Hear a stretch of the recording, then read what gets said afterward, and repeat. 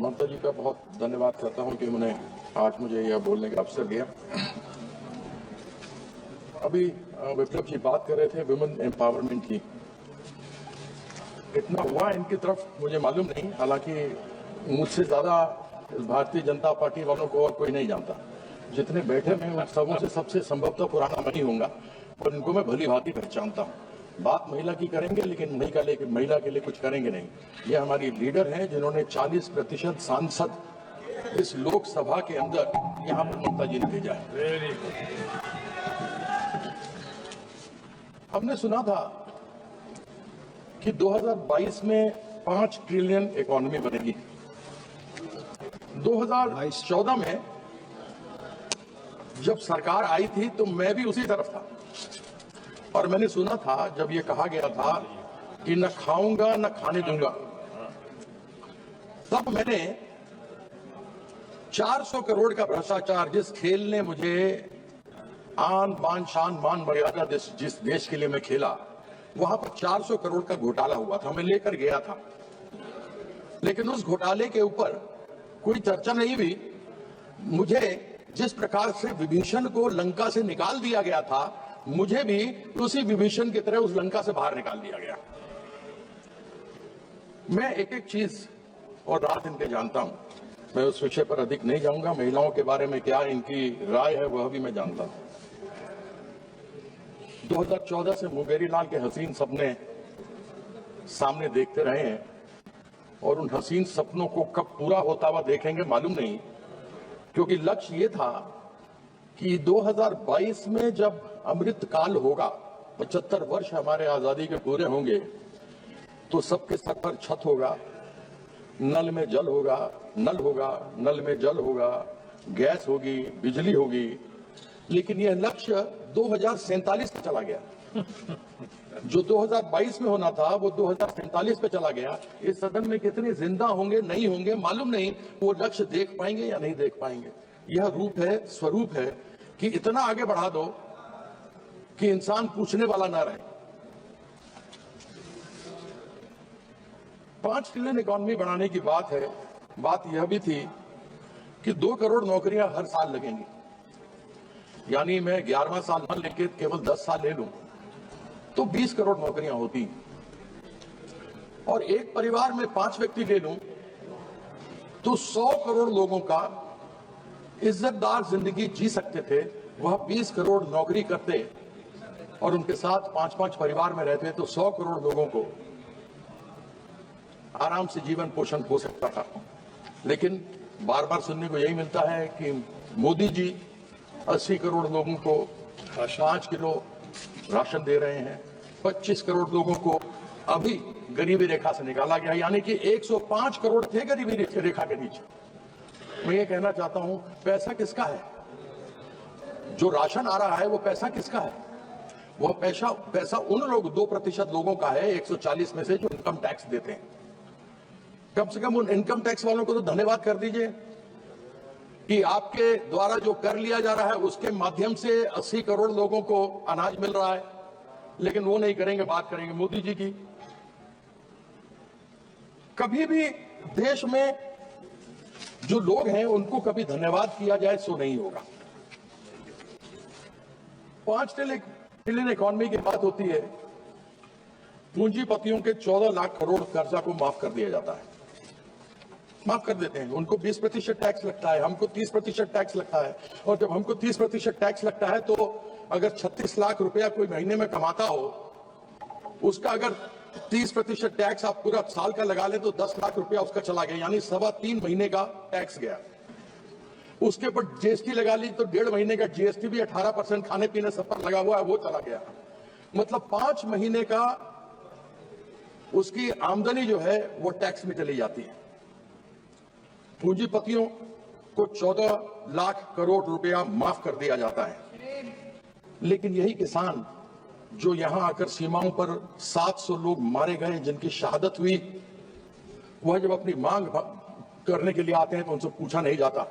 यदि वह लोन पर ट्रैक्टर लेता है और अगर एक ईएमआई नहीं भरता है तो बैंक वाले आकर उसके यहां से उसका ट्रैक्टर छीन कर लेकर चले जाते हैं और वो किसान बेचारा असहाय रह जाता है और अपनी लोन की पूर्ति नहीं कर पाता।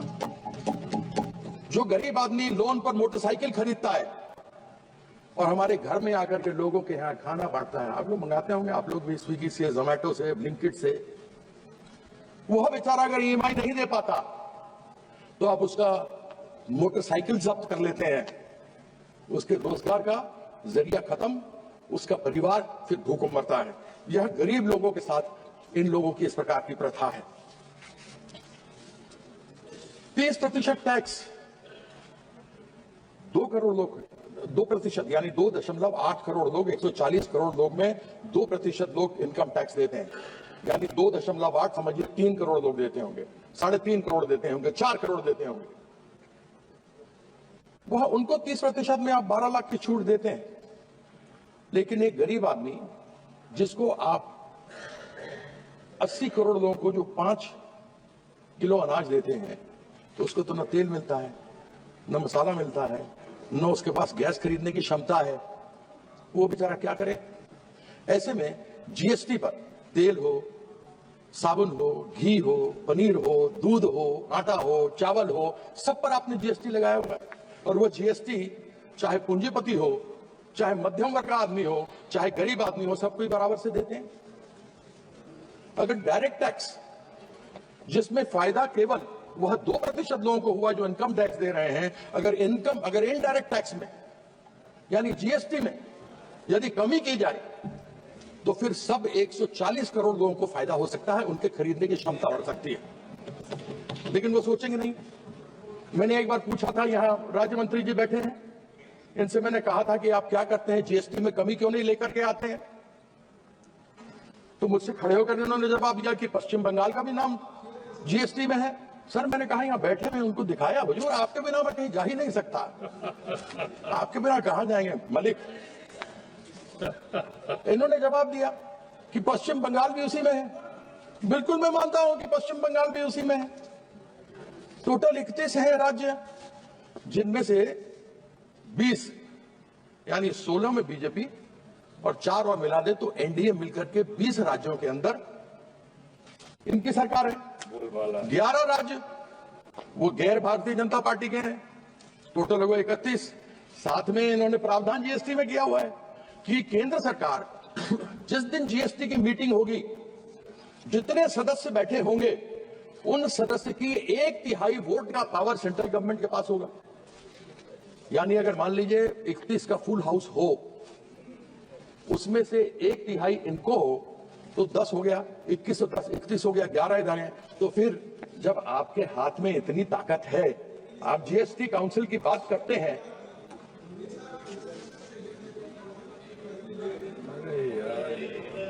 सभापति महोदय यही तो कह रहा हूं, आपने बिल्कुल सही बात कही, आपने कील के माथे पे मारा है डंका, बिल्कुल ठीक कहते हैं, you hit the nail on the head sir.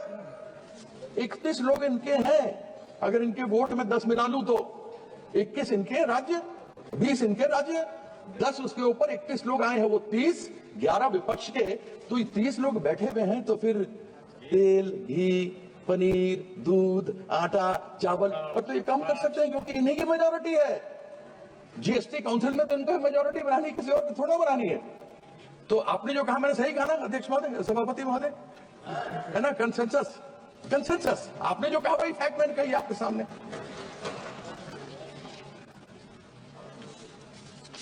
एक बार हमने सुना प्याज की बात, हमने सुना कि माननीय वित्त मंत्री महोदया ने कहा कि उनसे पूछा गया कि प्याज के दाम बहुत बढ़ गए हैं।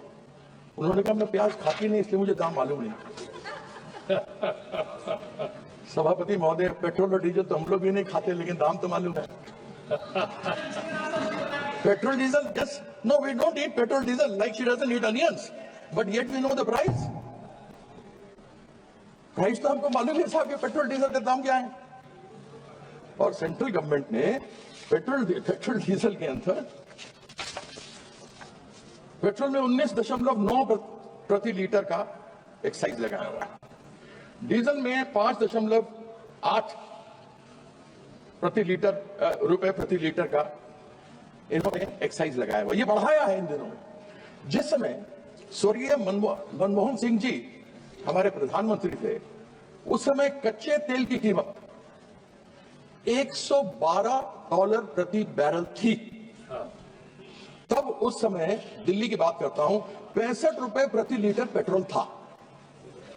जिस समय माननीय नरेंद्र मोदी जी यहां पर प्रधानमंत्री बनकर के आए, उस समय कच्चे तेल के बैरल की कीमत $60 प्रति बैरल थी। और उस समय तब बात चलती थी और हम भी खड़े करके चिल्लाते थे, बहुत हुई महंगाई की मार, पेट्रोल डीजल की मार, अब की बार टन टन टन सरकार। अब वही बोलना पड़ेगा ना, क्योंकि हुआ कुछ नहीं। हम यही बोलते थे। तब था 60 रुपए प्रति डॉलर बैरल।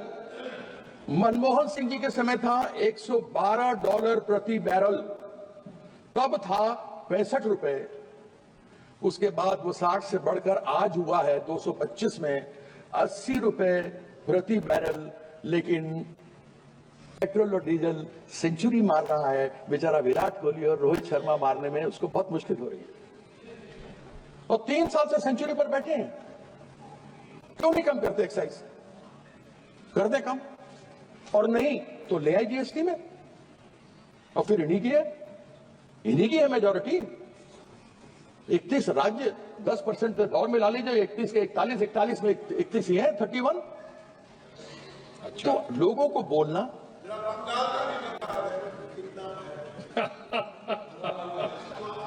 अध्यक्ष, इनका जवाब दे दूं, आप कहें तो?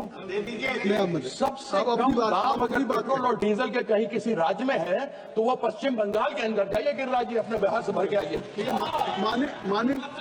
माननीय मंत्री जी ने खड़े होकर आपसे कोई जवाब नहीं पूछा, इसलिए आप अपनी बात करें। अरे यह मेरे घर में आके मेरे पास एमएलसी बनने के लिए बैठा करते थे 1999। ये बात है, ये पर्सनल